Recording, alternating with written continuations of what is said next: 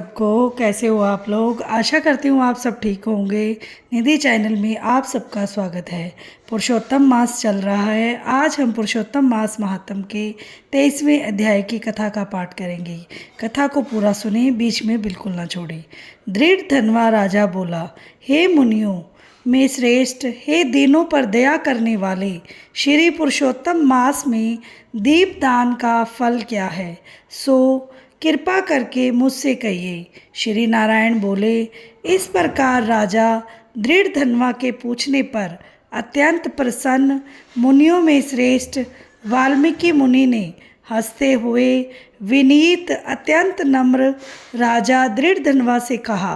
वाल्मीकि मुनि बोले, हे राजाओं में सिंह सदृश पराक्रम वाले, पापों का नाश करने वाली कथा को सुनिए, जिसके सुनने से 5 प्रकार के महान पाप नाश को प्राप्त होते हैं। सौभाग्य नगर में चित्रबाहु नाम से प्रसिद्ध बड़ा बुद्धिमान अत्यंत बलवान राजा था। वह क्षमाशील, समस्त धर्मों को जानने वाला, शील रूप और दया से युक्त, ब्राह्मणों का भक्त, भगवान का भक्त, कथा के श्रवण में तत्पर, हमेशा अपनी स्त्री से प्रेम करने वाला, पशुपुत्र से युक्त, चतुरांगणी सेना से युक्त, ऐश्वर्य में कुबेर के समान था। उसकी चंद्रकला नाम की स्त्री 64 कला को जानने वाली, पतिव्रता, महान, भाग्यवती, भगवान की भक्ति को करने वाली थी। उसके साथ युवा चित्रबाहु राजा पृथ्वी का भोग करने लगा। बिना श्री कृष्ण के दूसरे देवता को नहीं जानता था।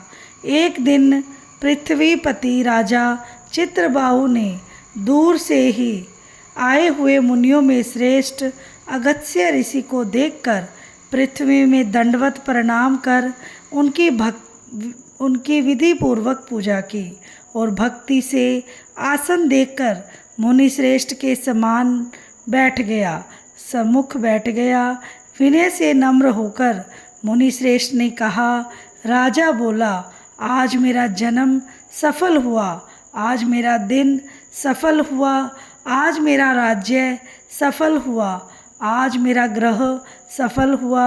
जो आप श्री कृष्णचंद्र के सेवक आज मेरे ग्रह में आए हैं, आपसे देखा गया मैं ताप पूजतम से युक्त हो गया हूँ। आपको हाथी घोड़े रथ से युक्त समस्त राज्य समर्पण किया।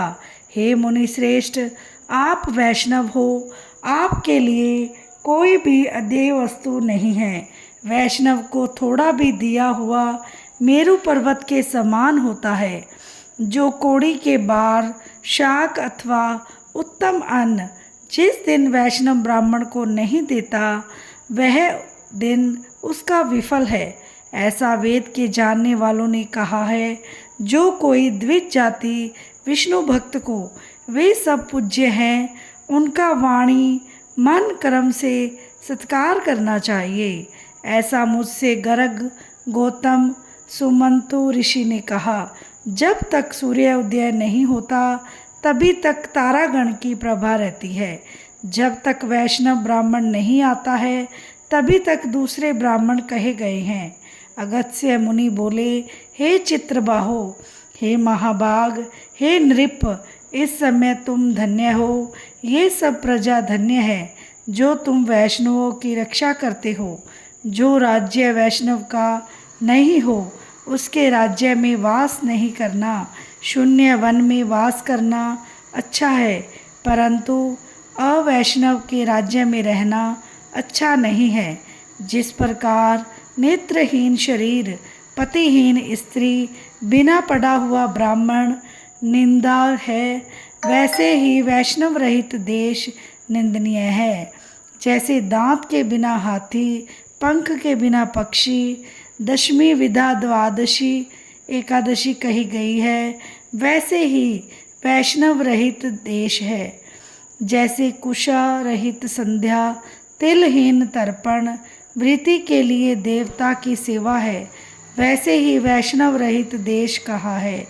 जैसे केशों को धारण करने वाली विधवा स्त्री, स्नान रहित व्रत, ब्राह्मणी में गमन करने वाला शूद्र है, वैसे ही बिना वैष्णव का राष्ट्र निंदनीय है।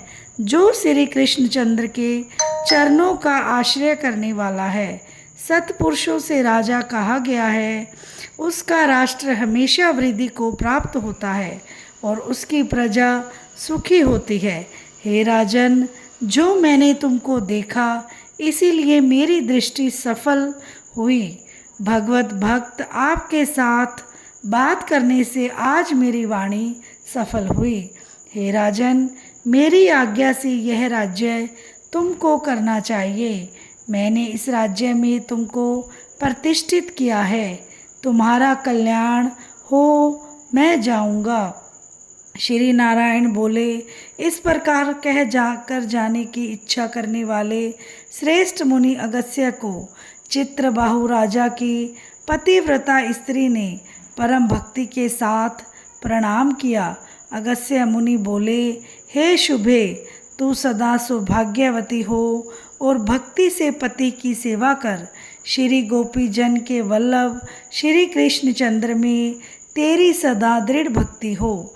इस प्रकार आशीर्वाद देते हुए अगस्त्य ऋषि से विनयपूर्वक सिर नवाकर और अंजलि बांधकर चित्रबाहु राजा ने फिर कहा। चित्रबाहु बोला, हे विपेंद्र, यह विपुल लक्ष्मी कैसे हुई? निष्कंटक राज्य कैसे हुआ? मेरी स्त्री इतनी पतिव्रता कैसे हुई? और मैंने कौन सा पुण्य किया था? हे विपेंद्र, यह सब मेरे से आप कहिए। मैं आपकी शरण में आया हूँ। हे मुनीश्वर, आप हाथ में स्थित दर्पण के समान सब जानते हैं। श्री नारायण बोले, इस प्रकार राजा चित्रबाहु के कहने पर मुनि श्रेष्ठ अगस्त्य एकाग्रचित्त होकर राजश्रेष्ठ चित्रबाहु से बोले। अगस्त्य मुनि बोले, हे राजन, मैंने तुम्हारे पूर्व जन्म का चरित्र देख लिया है। इतिहास के सहित प्राचीन उस चरित्र को कहता हूँ। सुंदर चमत्कारपुर में शूद्र जाति में जीव हिंसा करने में तत्पर मणिग्रीव कामधारी तुम हुए। सो तुम नास्तिक दुष्ट चरित्र वाले, दूसरे की स्त्री को हरण करने वाले, कृतघ्न दुर्विनीत शिष्टाचार से रहित हुए हो। और तुम्हारी यह जो स्त्री है, यही पूर्व जन्म में भी स्त्री थी। यह कर्म मन और वचन से पति सेवा में परायण थी। पतिव्रता महाभागा, धर्म में प्रेम करने वाली, मनसिविनी, इसने कभी भी तुम्हारे विषय में दुष्ट भाव नहीं किया। पाप कर्म को करने वाले तुम्हारा जाति और बांधवों ने त्याग कर दिया और क्रुद्ध होकर राजा ने सब उत्तम धन ले लिया।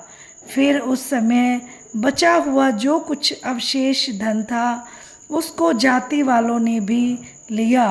तब उस समय धन के चले जाने से तुमको धन की भारी इच्छा हुई, परंतु धन के नाश हो जाने पर भी मन मलिन होकर इस पतिव्रता ने तुम्हारा त्याग नहीं किया।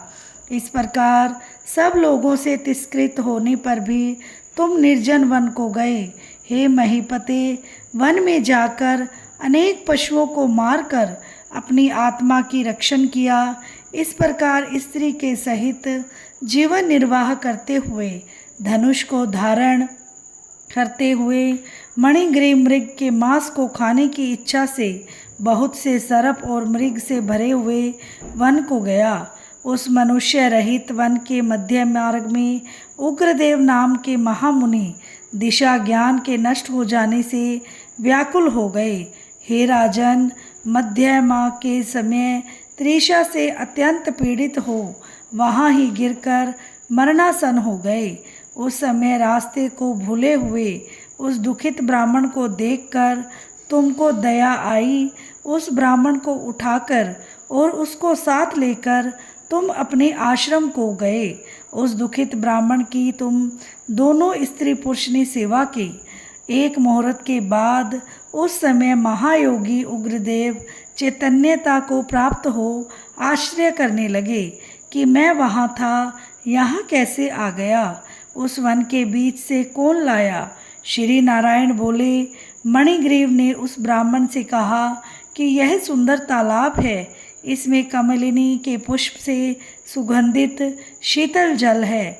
हे ब्राह्मण, उस शीतल जल में स्नान करके मध्या की क्रिया करके फलाहार करें और सुंदर शीतल जल का पान करें।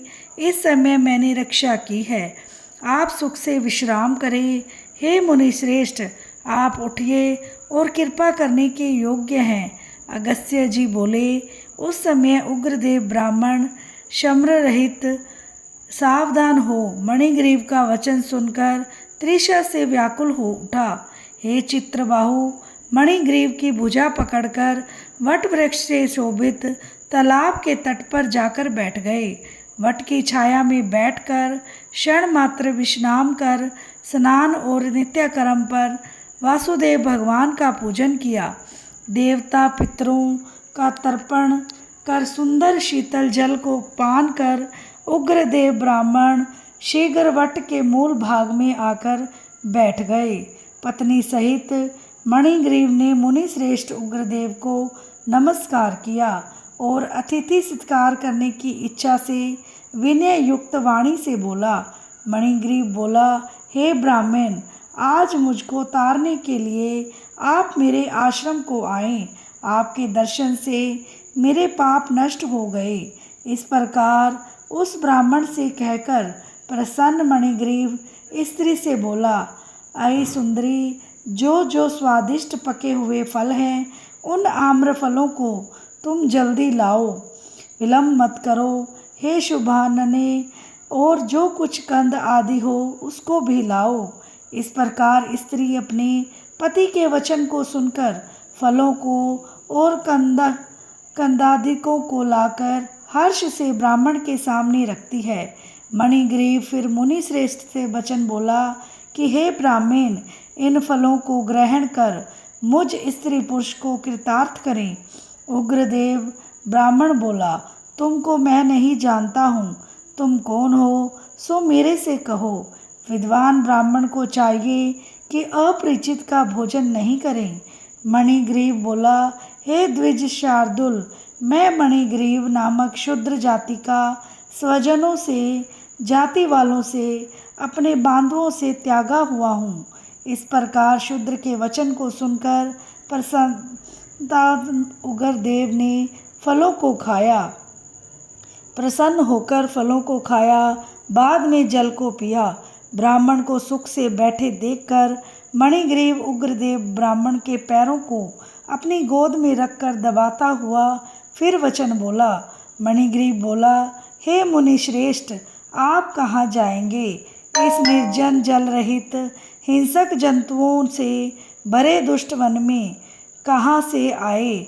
उग्रदेव बोला, हे महाभाग, मैं ब्राह्मण हूँ, प्रयाग जाना चाहता हूँ। इस समय रास्ता न जानने के कारण भयंकर वन में चला गया हूँ। उस जगह थकावट और प्यास के कारण क्षण भर में ही मरणासन हो गया। बाद तुमने मेरे को प्राण दिया। हे मणिग्रीव, बोलो तुमको क्या मैं दूँ? हे मणिग्रीव, तुम दोनों स्त्री पुरुष ने किस दुख के कारण वन में आश्रय लिया है? उस दुख को मुझसे कहो, उस दुख को दूर करूँगा।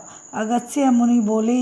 इस प्रकार उग्रदेव ब्राह्मण के वचन को सुनकर अपनी स्त्री के सामने उस मुनीश्वर उग्रदेव की प्रार्थना कर दरिद्रता समुद्र को पार करने की इच्छा वाले मणिग्रीव ने अपने कर्म के भयंकर फल रूप वृत्तांत को कहा।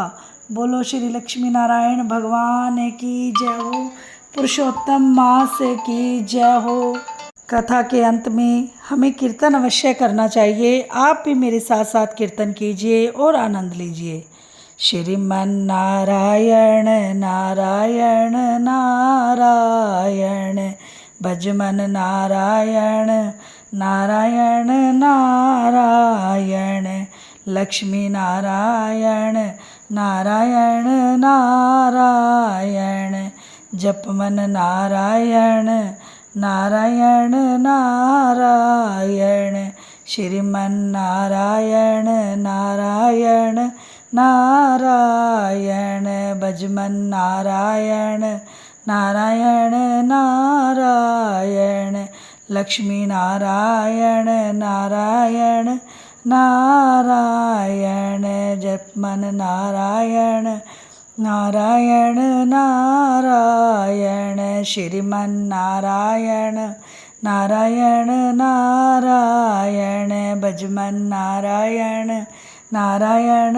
नारायण, जपमन नारायण नारायण नारायण, लक्ष्मी नारायण नारायण नारायण, श्रीमन नारायण नारायण नारायण, भजमन नारायण नारायण नारायण, लक्ष्मी नारायण नारायण नारायण, जपमन नारायण नारायण नारायण, श्रीमन नारायण नारायण नारायण, जपमन नारायण नारायण नारायण, भजमन नारायण नारायण नारायण, लक्ष्मी नारायण नारायण नारायण। बोलो श्री विष्णु भगवान की जय हो, लक्ष्मी माता की जय हो। वीडियो को लाइक, चैनल को सब्सक्राइब करना ना भूलें। जो भी चैनल पे नए हैं बेल आइकन को ज़रूर प्रेस करें ताकि मेरी वीडियो की नोटिफिकेशन आपके पास पहुंच जाए। मिलते हैं नेक्स्ट वीडियो में नेक्स्ट अध्याय के साथ। राधे राधे। और अगर आपको मेरी वीडियो अच्छी लगती है तो शेयर ज़रूर करें, क्योंकि आपके लाइक सब्सक्राइब से बहुत ज़्यादा हिम्मत मिलती है। राधे राधे।